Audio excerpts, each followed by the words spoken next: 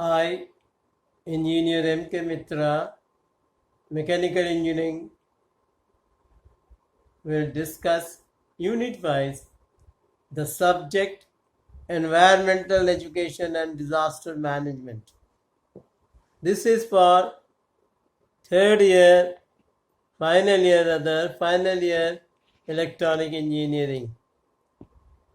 Stepwise, the introduction, in which basis of ecology paristitiki, ecosystem paristhetic, biodiversity, and the human activities and its effects on ecology and ecosystem.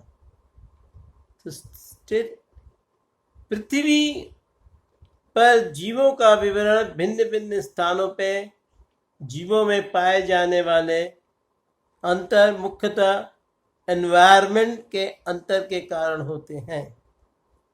Environment से अभिप्राय यह है कि ऐसे सभी बाह्य कारक आउटर एलिमेंट्स जो जीवों को किसी न किसी प्रकार प्रभावित करते हैं, फॉर एग्जाम्पल प्रकाश, वायु, ऊष्मा, जल, मिट्टी आदि। Here the point is, what is ecology actually? In very simple definition, विज्ञान की ये वह शाखा है इसके अंतर्गत जीवों तथा उनके परिस्थिति के परस्पर संबंधों का अध्ययन किया जाता है, उसे परिस्थितिकी इकोलॉजी कहलाती है। यह विज्ञान उन नियमों से संबंधित है जो जीवों और उनके वातावरण में अपने आपसी संबंध पर निर्भर करते हैं। If you go for the history, in 1859, France के जियोलॉजिस्ट ने परिवार तथा समाज के समग्र रूप में तथा प्रजाति के जीवों के परस्पर संबंधों का अध्ययन को इथोलॉजी नाम से स्टार्ट किया। उसी समय अंग्रेज प्रकृतिविद एनवायरमेंटलिस्ट सेंट जॉर्ज जैक्सन मेबर्ट ने जीवों तथा उनके पर्यावरण के बीच संबंधों में के अध्ययन के लिए हेक्सोकोलॉजी नाम से इसे प्रारंभ किया। पर्यावरण के बीच संबंध अध्ययन हेक्सोलॉजी। 1868 में जर्मनी के जंतु वैज्ञानिक जियोलॉजिस्ट एच रेटर ने विज्ञान के इसी शाखा को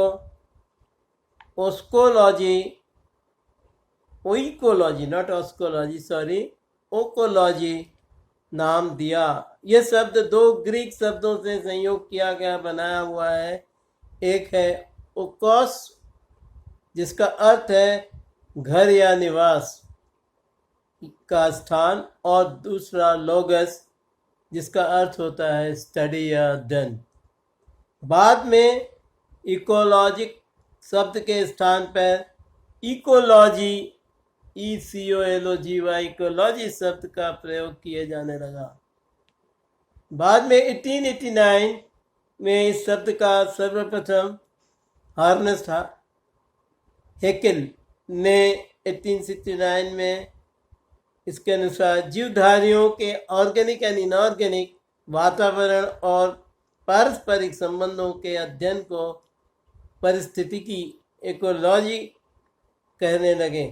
अर्थात इकोलॉजी ग्रीक शब्द है जो दो शब्दों से मिलकर बना है, इकोस एंड लॉगस, मीनिंग जैसे कि अभी हमने बताया रहने का स्थान तथा उसका स्टडी करना। नेक्स्ट आई विल डिस्कस प्रकृति के क्रिया प्रणाली और संचार का अध्ययन। जियोलॉजिस्ट अर्नेस्ट हॉकल ने अनुसार इकोलॉजिस्ट जीव संरचना और उसके चारों तरफ के वातावरण दैट इज एनवायरमेंटल इफेक्ट के संबंधों में अध्ययन किया। पुनः इकोलॉजी का तात्पर्य आम भाषा में जीव वनस्पति अथवा उसके चारों तरफ के पर्यावरण से है। परिस्थिति के अध्ययन को दो भागों में विभाजित किया गया है। एक एटिकोलॉजी एंड साइनोकोलॉजी। एटिकोलॉजी में इसके अंतर्गत एक विशेष जाति या वनस्पति की इकाई यूनिट का अध्ययन किया जाता है। ऑन द अदर हैंड साइनोकोलॉजी इसके अंतर्गत जीव और वनस्पति के ग्रुप का स्टडी किया जाता है। परिस्थिति का अध्ययन नेचर के संतुलन बनाया जाता है जिसके कारण बहुत से प्राकृतिक भवंडर से बचा जा सके। डिजास्टर, नेचर को कंट्रोल या बैलेंस न रखा जाए तो किसी न किसी तरह का भवंडर, जिसको कहते हैं डिजास्टर, हो सकता है। इसकी सहायता से ही प्रदूषण के विभिन्न संस्थाओं एवं मौसम, सूखा, परिवर्तन, ध्रुवों का वक्र या बर्फ का पिघलना इत्यादि का समाधान खोजा जाता है। जीव जंतुओं एवं वनस्पतियों का फ्लोरा एंड फौना की आवश्यकता जानी जाती है। कृषि, जंगलों के संरक्षण, जीवन के संरक्षण में यह एक महत्वपूर्ण भूमिका निभाती है। इकोलॉजी और ecosystem. Now we will discuss ecosystem. प्रकृति के चार मूल तत्व पृथ्वी, जल, वायु एवं जीव जंतुओं से बना हुआ है। That is all the four system is ecosystem. अब आप देखिए कि हाउ पृथ्वी एक विशाल परिस्थिति है, is a giant ecosystem. In this the total world is covered by the climate rhythm, and there are 6 things: forest, greenland, desert, management, fresh water and marine water, aquatic ecology system. Sun, they are giving the energy to produce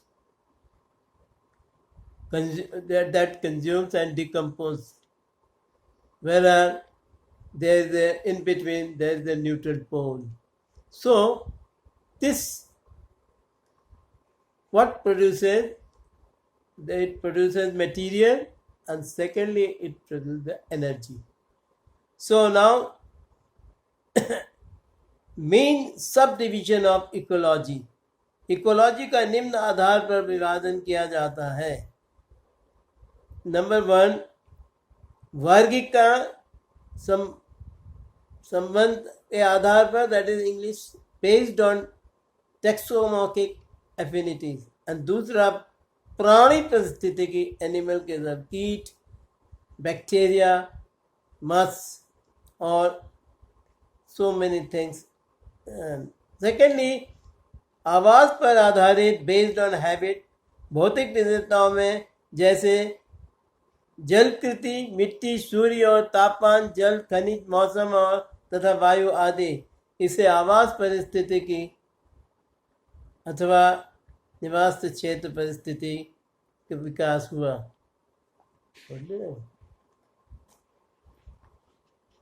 now